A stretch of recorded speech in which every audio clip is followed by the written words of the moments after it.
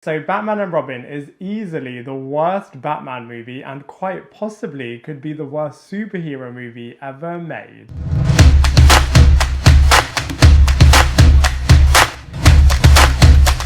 Hello everybody, and welcome back to my channel Lifestyle Critic. I hope you're having a brilliant day. So in this video we are going to be reviewing Batman and Robin, which is the fourth and final installment as part of the initial Batman movie series, and is just so laughably bad. I mean, it pretty much cancelled and destroyed that particular franchise. I mean, maybe it's so bad that it's so good, I'll let you decide on that one. But I feel like the biggest travesty of all is that this could have been a decent movie, as the storyline aspects in this film are actually really good. However, they just turned it into this horrendous, massive toy commercial, and apparently the director, the late Joel Schumacher, allegedly had a massive megaphone and was screaming to everyone that they are filming a massive cartoon, which I feel like is really apparent in the final product, which I'm going to be breaking it all down for you in this movie review. So the storyline elements in this movie are undoubtedly incredibly goofy, incredibly cringeworthy, and just so shocking that they were even making it into the final product. But like I just said, the biggest annoyance with this movie is that they did originally have some really decent storyline strands and elements in this movie. For example, the Mr. Freeze character having true motivation for why he's doing what he's doing. Also, the origin storyline of the Poison Ivy character, very similarly actually matching the Riddler's origin in terms of this scientist genius character going down the dark path after something crazy happens to them. Also, the Poison Ivy character was really putting a wedge in between the Batman and Robin character, and just seeing the fallout of this was actually really decent. Also, the Alfred character was nearly dying, and his niece, the Barbara character, was entering and then becoming the Batgirl character. And the experimentation on the Bane character, which obviously ended up being absolutely horrendous. But like I said, there were some really decent storyline elements in this film, but God, they just turned it and morphed it into this ridiculous movie. However, first of all, let's look at the positives. So it is a much lighter take on the whole Batman universe, and if that's your thing, then you might enjoy it, and it pays a lot of homage to the original 60s live-action TV series, and it does continue from the previous three Batman movies as part of this particular universe. And like I said, they do have pretty layered characters in this movie installment, which is really good, and I guess there are some really funny moments in this movie, all definitely for the wrong reason, but they are definitely there. So, you know, those are the positives. However, there are loads of negatives. First of all, the really campy and comedic style is just such a far cry away from the original concept from Tim Burton, which was just absolutely incredible. Batman Returns, quite possibly still to this day, is one of the best Batman movies ever made, and this movie, even though it has got similar elements in terms of having two villains exploring their history and having some really difficult stuff happening to the Bruce Wayne and Batman character, they are just quite literally light and day. Like I mentioned before, the comedic elements in this movie just ended up being incredibly cringeworthy and just laughable for all the wrong reasons, and it's just such a joke what they turned this movie into. And most of all, like I said, the potential of this movie was really good, and what they were going to plan to do in the fifth movie sounded really great as well, in terms of having the Scarecrow character coming in, using his fear toxin and having hallucinations, which would bring back all of the villains from the first four movies back in the fifth film. And they were also going to explore extending it into having a Robin spin-off series and a bit of a Batgirl spin-off as well. So much potential that unfortunately Batman and Robin just totally destroyed. So from a cast and characters point of view, they had a brilliant cast. However, their character executions, nothing to do with the casting in this movie, just all to do with the script, just meant that these characters were just an absolute joke. So let's go through them one by one. So first up we have George Clooney, who was recasted into the role of Bruce Wayne and Batman after Val Kilmer had some scheduling conflicts, and apparently allegedly some conflicts also with Joel Schumacher, which resulted in him not returning, and actually instead we had George Clooney coming into this role, and it turned it into a bit of a James Bond type character in terms of different actors playing this role and having loads of different love interests, as this time we have Elle Macpherson potentially being a new love interest and a new blonde character that the Bruce Wayne character is dating. And we also have a bit of a lighter take of the Batman character, definitely a lot more comedic, a lot more kiddie-ish, and trying so hard to do a bit of a toy commercial, which was just really frustrating, I'm sure, for all of the actors involved. And George Clooney has been on record of saying that he is apologising for destroying this absolute franchise, and never wants to play the Batman character again, which I think is really, really unfortunate, as this could have been a brilliant role and an awesome casting if things were a little bit different. Next up we have Arnold Schwarzenegger, who is playing the Dr. Freeze character, and the thing that I do like about this character is that they've written his backstory and his motivation in a really, really good way, so you can actually see why this character is doing all of the demonic and evil things that he's doing, purely driven from a heart point of view. So I feel like that was really, really good. However, similarly to George Clooney, the script for this character was just absolutely horrendous.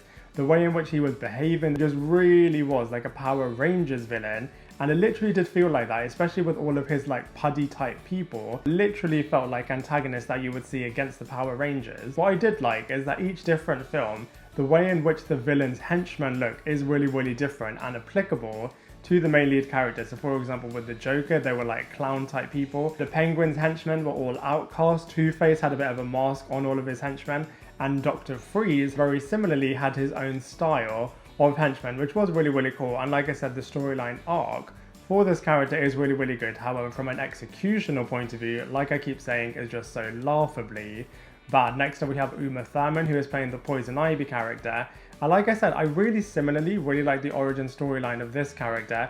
A bit of a second villain in the exact same way that we had Riddler in Batman Forever, and this time is a bit of a human character that you get to see how she turned into Poison Ivy and how she then became really evil herself and really went on this diabolical taking over the world type of plan, which can seem really, really catastrophic in other movies, but for this character it was just an absolute joke. And I'm really glad actually when the Barbara character came in against this character, she really was showing how sexist and backwards this character is in terms of wanting to use all of her powers to kind of trick men, to kind of kill them, and to act as a bit of a damsel in distress to get them to save her. The biggest crime that this movie did though was to make the Bane character an absolute cringe-worthy joke.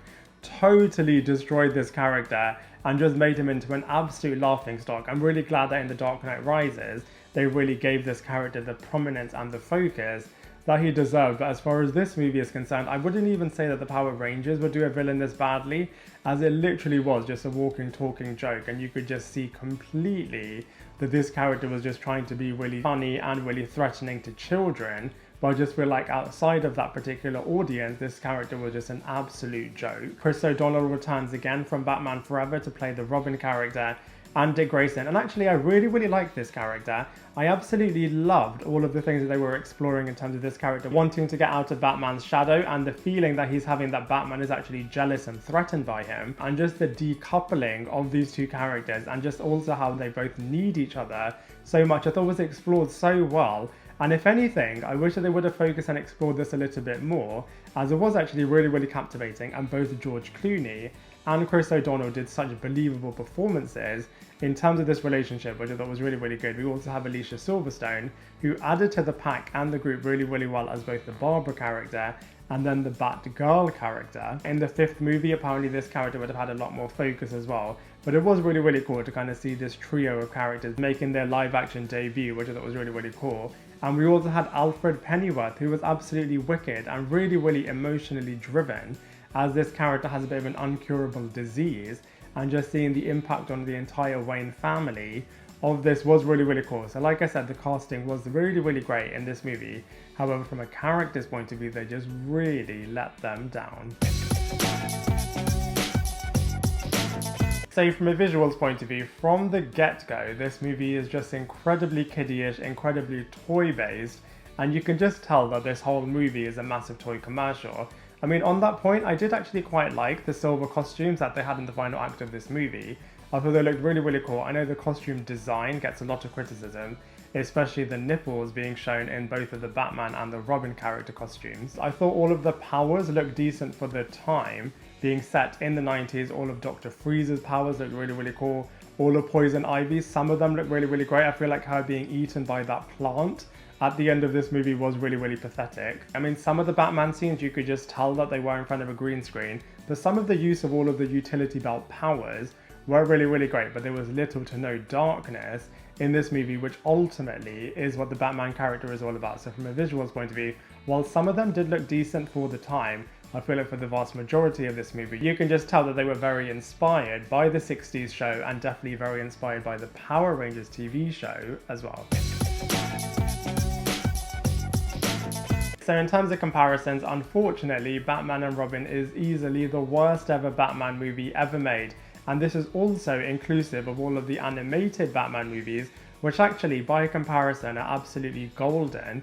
And I quite possibly think that this could be the worst superhero movie ever made, which is just an absolute joke. Like I said, you could argue that it's so bad it's good just from a laughability point of view, but this movie really did completely destroy this franchise, which may well have been a good thing, as we then got the Nolan rebooted trilogy series, which was really, really great. But like I said, the fifth movie in particular sounded really, really great, and so much potential with that fifth installment, which unfortunately Batman and Robin just completely destroyed. So overall, with Batman and Robin, I feel like the main issue with this movie is that they are pretty clueless in knowing who on earth they're trying to target. I feel like there's so much audience ambiguity in terms of, is this a movie made for kids? Is it trying to be really, really funny? Is it made for an adult audience in terms of paying homage to the 60s TV series? Since this movie's release, I feel like a lot of the creators have gone out to say they weren't really sure who on earth they will be even making this movie for. And like I said, Joel Schumacher was just given the direction that they're making a bit of a cartoon and a bit of a toy commercial. They had some really decent storyline elements and aspects that could have been good, but unfortunately it was just wrapped around this really misguided attempt to try to make a bit of a cartoon movie, which just did not work. And so for all of those reasons, I have to give it a 1 out of 10. Now I'd love to hear what you thought of Batman and Robin, so please let me know in the comment section below. Otherwise, I look forward to seeing you in my next video.